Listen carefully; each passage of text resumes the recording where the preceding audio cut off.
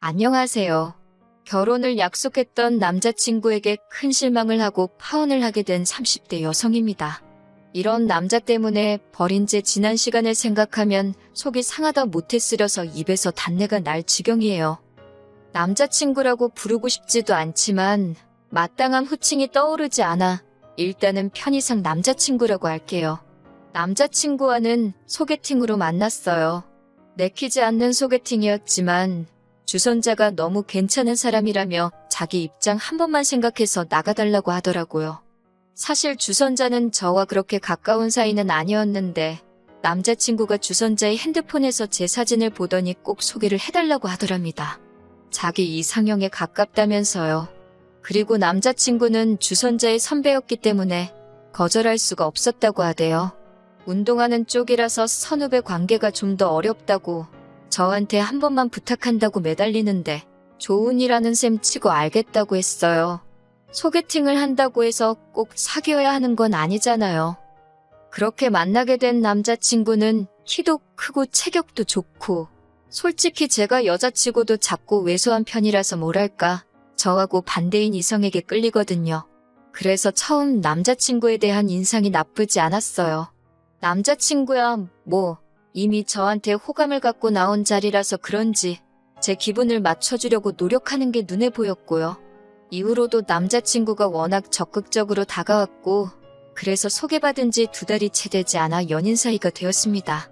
여담이지만 제 덕에 자기가 기가 산다며 주선자가 너무 고맙다고 밥을 다 사주더라고요. 그렇게 남자친구와 연애를 시작했는데 생각지도 못한 남자친구의 면을 보게 되었으니 그건 바로 남자친구의 주사였습니다. 저도 대학교 다니고 사회생활하면서 주변인들로부터 여러 가지 다양한 주사를 많이 봐왔지만 남자친구의 주사는 제가 여지껏 본 것과는 좀 다르더라고요. 그건 바로 깨물고 꼬집기였어요. 그 큰 덩치를 한 남자가 술만 취하면 바로 옆에 누가 있건 간에 깨물고 꼬집고 그러더라고요. 특히 팔이나 손가락이나 심할 때는 허벅지를요. 그것도 가볍게 물었다 놓는 게 아니라 정말 입자국이 남을 정도로 멍이 들 정도로 깨뭅니다. 아무리 사랑하는 사이라도 그런 주사를 누가 좋다고 하겠어요? 더군다나 저 같은 경우 취해도 주사라고 해봤자 어디 구석에 가서 잠이나 자는 게 전부였지 절대로 남에게는 끼치지 않거든요.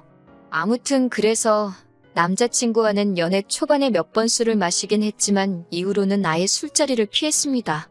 고치라고 몇 번이나 말했지만 노력해도 안 된다고 하고 그리고 솔직히 술 취한 사람이 노력을 어떻게 하겠어요?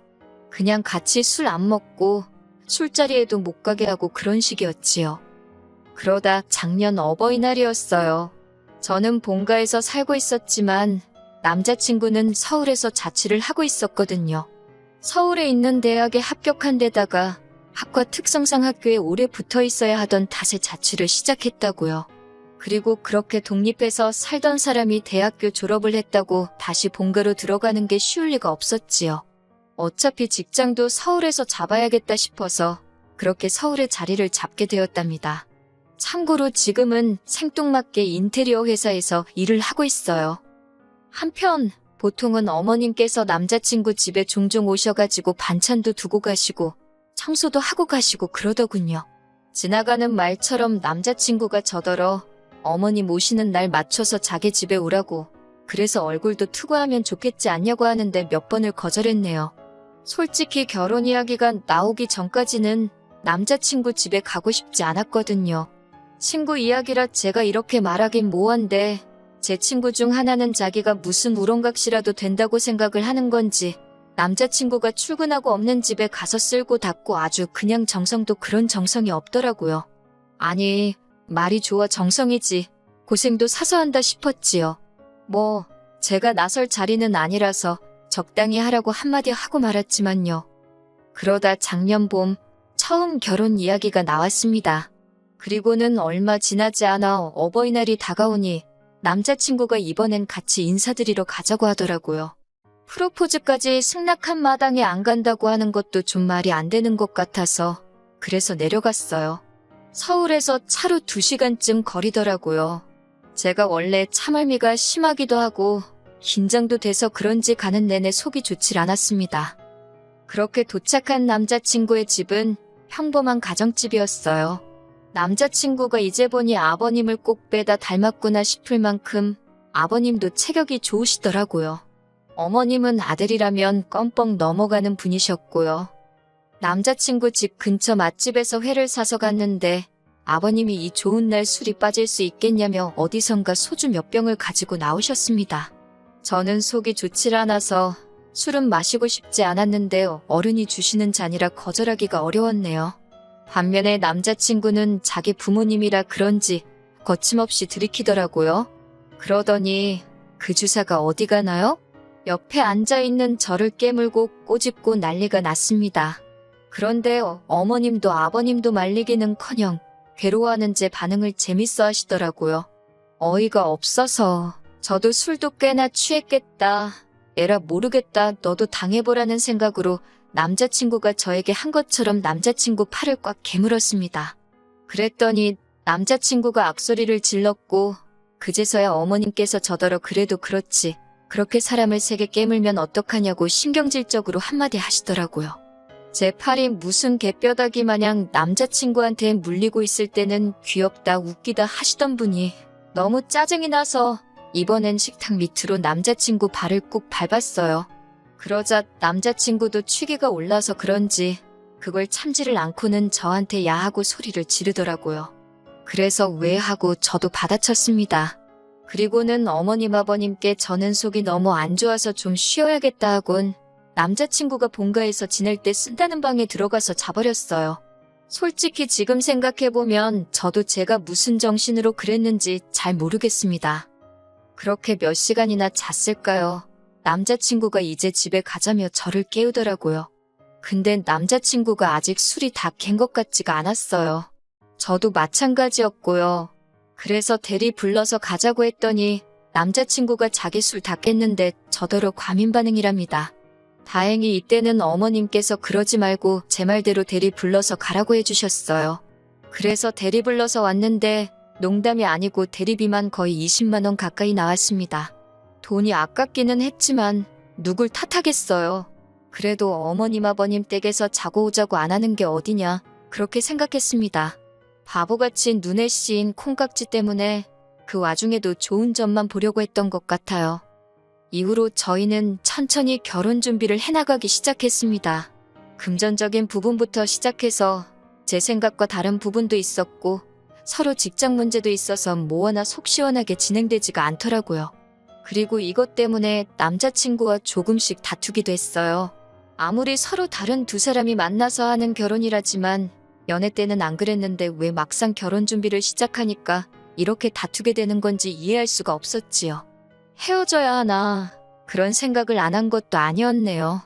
하지만 늘 결정적인 순간에 남자친구가 먼저 미안하다 손을 내밀었고 저도 30이 넘은 나이에 이 사람과 헤어지면 다른 누군가랑 다시 언제 또 시작하나? 그리고 이 모든 과정을 또 반복해야 될 거라 생각하니 답답하기도 했고요. 그래서 남자친구가 손 내밀면 못 이긴 척 잡고 그렇게 버텼던 것 같아요. 다른 사람들도 별반 다르지 않을 거라고 스스로를 이해시키면서 말이에요. 한편 그러다 지난 늦은 가을에 저희 어머니가 큰 사고를 당하셨어요. 원래도 무릎이 안 좋으신데 계단에서 넘어지시면서 그대로 고꾸라지셔가지고 무릎이 완전히 나가서 수술하고 철심을 박으셨지요. 그뿐만이 아니라 어깨도 심하게 골절이 되었고요. 병원에도 꽤 오래 입원해 계셨습니다. 그런데 남자친구가 한 번도 얼굴을 안 비추더라고요.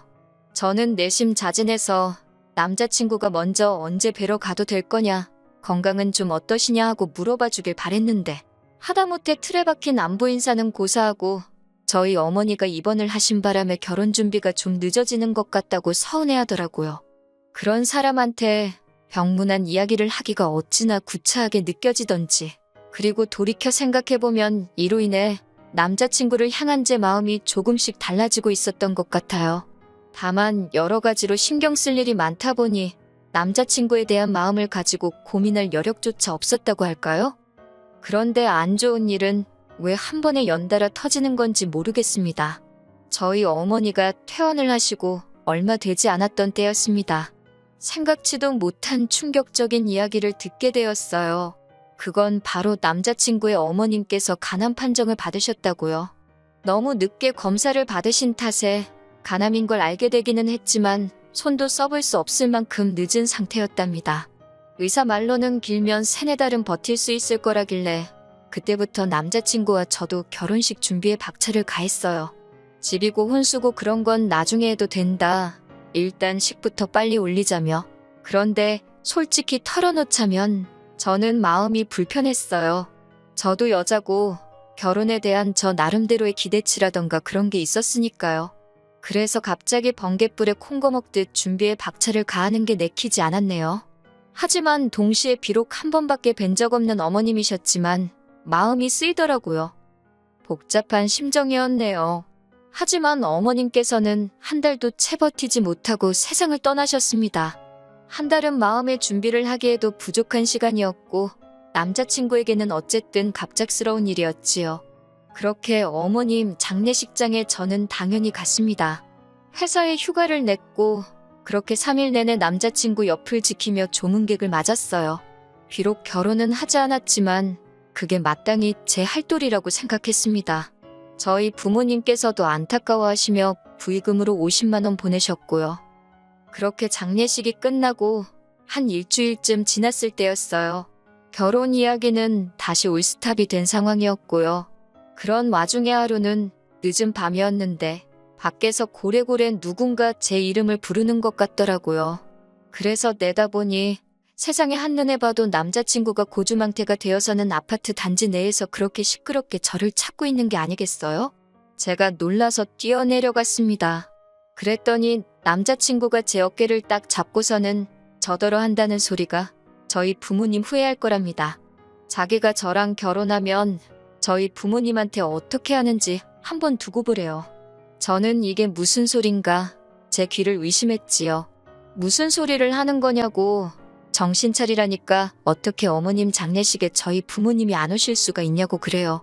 하지만 저희 어머니는 수술로 인해 여전히 혼자 거동이 어려우신 상황이었고 아버지께서는 직장에 나가셔야 했으니 당연한 거 아닌가요?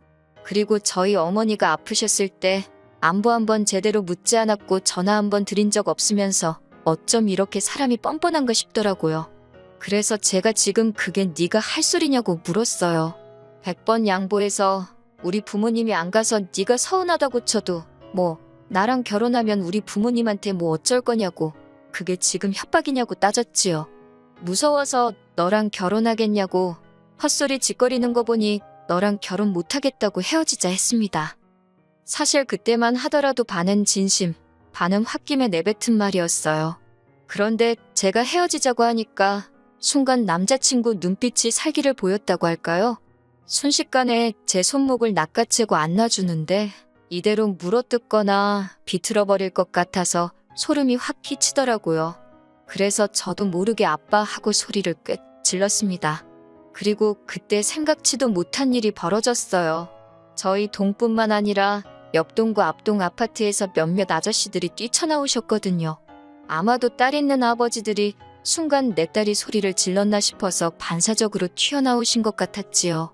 그리고 그 안에는 저희 아버지도 계셨습니다. 저희 아버지를 포함해 순식간에 모여든 중년의 아저씨들이 남자친구가 제 손목을 비틀다시피 잡아챈 걸 보고는 남자가 여자한테 뭐 하는 짓이냐며 당장 놔주라고 호통을 치기 시작하셨어요. 특히나 저희 아버지는 몸도 약소하신데 그럼에도 불구하고 당장이라도 남자친구를 때려눕히실 기세로 달려드셨지요. 그래도 다행히 아버지뿐만 아니라 주변 아저씨들까지 있으니 남자친구도 그 기세에 눌렸는지 더는 난리를 치지 않고 순순히 제 손을 놔주고는 슬금슬금 꽁무니를 내빼더라고요. 상황이 어느 정도 진정이 되고 나서야 아버지께서 경비 아저씨께 남자친구의 사진을 보여주며 상황 설명을 하셨어요.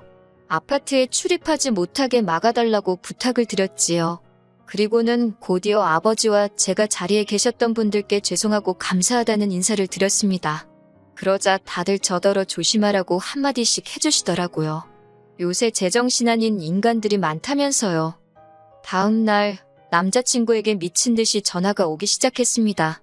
문자도 오고 음성 메시지도 남겼더군요. 그냥 지워버리려다 확인해보니 혼자서 전화기에 대고 울고 화내고 아주 원맨쇼가 따로 없대요. 뭐 내용이야 다 자기가 술 취해서 그런 거다. 서운해서 그랬다. 말이 헛나왔다. 전혀 와닿지 않는 변명일색이었습니다. 미안하단 말도 성의가 없이 들렸고요. 처음엔 그냥 무시할까 하다가 그러다 또 아파트로 찾아오고 할까 싶어서 결국 만나서 깔끔하게 정리를 하는 쪽으로 마음을 정했어요. 약간의 불안한 마음에 약속 장소는 경찰서 근처 카페로 정했지요. 그리고는 절 보고는 아무 일도 없던 척하며 실실 웃는 그 기분 나쁜 얼굴에 담담하게 헤어지자 했네요. 남자친구는 이내 울그락불그락 얼굴색을 바꾸고는 어머님이 자길 떠난 지 얼마나 됐다고 저까지 자길 떠나냐면서 자기가 불쌍하지도 않냐입니다. 그러면서 이렇게 자기한테 상처 주면 돌아가신 어머님이 절 가만둘 것 같냐고 그래요. 그런 말 한마디 한마디에 그나마 남아있던 정까지 뚝뚝 떨어지더군요. 그리고 결국은 헤어졌습니다. 이후로 제 휴대폰 번호도 바꿨고 출퇴근 시간에는 동료랑 카풀을 하거나 아니면 아버지와 동행을 하고 있지요. 지난번 사건으로 아파트 경비 아저씨도 외부인 출입에 촉각을 세워주고 계시고요. 그리고 그날 자리에 계셨던 아저씨들이 오며 가며 아는 체를 해주시는데 그게 꽤나 의지가 됩니다. 솔직히 말하자면 힘든 시간도 있었지만 좋았던 기억도 많았기에 이별을 했다고 해서 후련하기만 한 건 아니더군요. 하지만 마지막에 보여준 그의 못난 모습, 불쾌한 행동, 악의가 가득한 표정들이 금세 그 좋았던 기억도 잊게 해줄 것 같아요. 단지 시간이 좀 걸리겠지만요. 아, 그리고 이건 여담이지만 저희 소개팅을 주선해줬던 사람한테 연락이 왔는데 아무리 그래도 그렇지 부모님 돌아가신 사람한테 헤어지자고 하는 여자가 어딨냐고 저더러 의외로 못된 구석이 있다네요. 어이가 없어서 그렇게 불쌍하면 네가 걷어주라고 쏘아붙이고는 그 주선자란 작자하고도 손절했습니다. 끼리끼리라는 말 잊지 말아야겠어요.